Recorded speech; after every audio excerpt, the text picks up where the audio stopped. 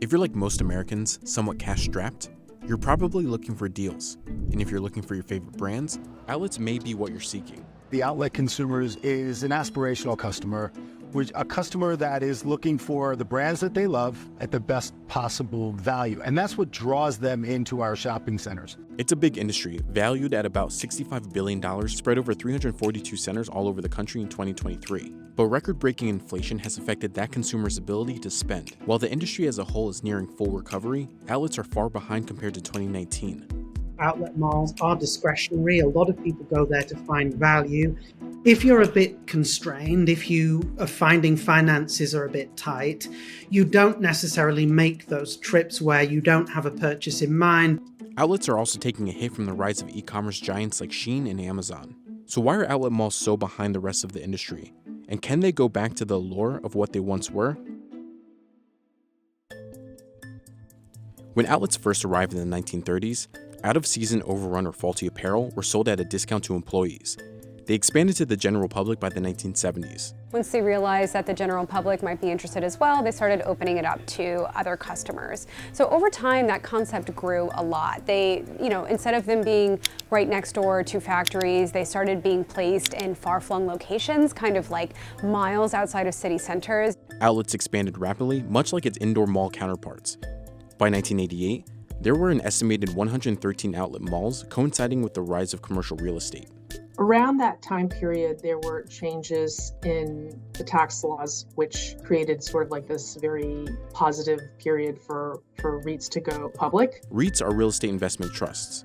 They are basically real estate companies that own and operate income-producing real estate, like in this case, malls and outlets. In the early 90s, they started launching IPOs to raise capital. Right around that 1993 period, you saw Simon and Tanger go public. There was still also, a significant amount of growth in the overall retail sector and demand for new retail concepts. Major retailers capitalized on the demand like Gap, who launched its outlet division in 1994. By 1997, more than one-third of Americans shopped at outlets. The industry was now worth about $12 billion. By the 2010s, the indoor malls were on a decline. That benefited other categories like outlets. The department stores have really seen a marked decline over time. Department stores were once the largest channel of retail in the US. And what that means is people, rather than just going to the big malls for the things they need to buy, they spread their spend a lot more thinly across other destinations. And that's been very helpful to the outlet malls. It's easier and less costly to build an outdoor mall or outlet. Also, if we look at the demand side of the equation, department stores have been consolidating and shrinking for decades now. And that's been very helpful to the outlet malls because outlet malls tend to be quite robust in terms of having very strong occupancy rates, having brands that people want to buy, and they've become a real destination. The decline of the department store wasn't all good news for outlets. More than 13,000 retail stores filed for bankruptcy in 2017, nearly 4 times the year prior. Access to capital became nearly impossible, and share prices saw big drops. As bankruptcy slowed, yet another catastrophe ensued, the pandemic. And even as the world reemerged, record-high inflation and an onslaught of highly competitive e-commerce sites have made it hard for retail to get back on its feet. But of course, if you look at it from 2019, it is a very changeable period because we went through a pandemic which was highly disruptive. We had a boom year in the aftermath. Then we had hefty inflation. Now we've got a more constrained consumer. So condensed into that 5-year period, you've got an awful lot of differing conditions and an awful lot of change. By 2022, things started to change. As supply chain disruptions eased, it contributed to excess inventory for retailers. Outlets benefited. It's been pretty difficult for retailers to navigate all of that very rapid change over a short period of time, even if trading conditions have been quite reasonable. So retailers have had to be really fleet of foot to adapt to all of these changing circumstances. REITs like Simon Property Group, or SPG, and Tanger Outlets are 2 of the largest in the industry, operating nearly half of the outlets in the country. In Q1 2024, Simon Property Group generated $1.3 billion from lease revenue, a near 2% increase from Q1 2019. Occupancy rates were at 95.5%, up 1% from the same quarter the year prior. The lowest that they got in the pandemic was 91%, and Now they've been coming back maybe a little bit more slowly, but this is understandable because they have a much larger base. They have 200 centers. Tanger has about 40. Tanger, whose portfolio consists mainly of outlets, saw Q1 revenue close to pre-pandemic levels. The company acquired 3 new centers and entered a strategic partnership to manage and operate a new location in 2023. Both companies saw stock prices perform over the past 3 years. 2022, you started to see Tanger outperform both Simon and the RMZ due to some operational changes that were made as a result of management changes. I would say that while Simon's stock has underperformed on a relative basis compared to the REIT index, you've still seen the stock do well on an absolute basis year to date as they are generating growth from a same-store and earnings perspective. One of the most unique things about the business of outlets is that REITs have 2 customers, the shoppers and the retailers. Threading the balance of keeping both happy is a delicate one. Many are trying to reduce store count and average store size. At the same time, the competition from e-commerce is getting more fierce, as consumer behavior, especially younger shoppers, favor online shopping. E-commerce sales are poised to hit 41% of the total global retail sales by 2027.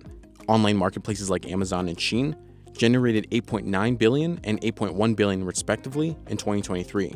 The rise of e-commerce, especially some of the discount e-commerce platforms, all of those things provide some potential headwinds to outlet malls, and I think that they're things that outlet malls are really going to have to try and respond to over the next few years. The lines between online and stores are very blurred. No one wants to sit only at home all day and exclusively order stuff off their couch, which the pandemic made very clear. People want to get out, have a reason to get dressed, shop, eat, play, and these are all experiences that malls and outlets have gotten better at providing. There are a few ways REITs can combat competition according to analysts. One is creating omni-channel capabilities like browsing online and picking up in store. Another is making shopping an experience with great food options and entertainment. What Simon is doing right now is they're really leaning into an experiential model. So the mall is no longer just this place where you go to buy a couple shirts and t-shirts and pants and things like that. It's a place that you go to hang out, to spend your afternoon at. You're gonna see outdoor spaces, you're gonna see these kind of lovely gardens and plazas and a place that you can enjoy lunch with your family. Recently I was at a Simon mall and I had a margarita in the food court. I mean, this is not the malls of the 90s that we all grew up in. People can sit on the couch and shop all day if that's what they choose to do, so you really have to be special and you have to provide things not only for the shopper, but for that carload of people that come with the shopper. But there are risks for retailers too. Some retailers like Gap and Nike are heavily invested in outlets. About 85% of Gap and Banana Republic and 60% of Nike's US stores are factory locations. In Q1 2024, the Gap and Banana Republic brought in an estimated $896 million for US sales, 3% up from the year prior. I think it signifies a problem with the main brand. I think it tells you that they are struggling to sell at full price because the value proposition isn't right. Maybe the brand isn't attuned, maybe the products aren't quite right. Because the consumer is willing to spend on that brand at a lower price point, but they're not willing to spend at a mainstream, fuller price point. Another risk for outlets, jumping too deep into luxury, especially as the median household income for outlet shoppers are a bit lower compared to other categories. Still, analysts like Neil Saunders are bullish on outlets' future. I think outlets have a pretty secure future, but there's no doubt the market is more competitive. There is more value for money out there across all of the offers in retail, including the mainstream malls, including strip malls with off-price. So outlet malls are going to have to work harder, but I think they still have a very important role to play in the retail ecosystem.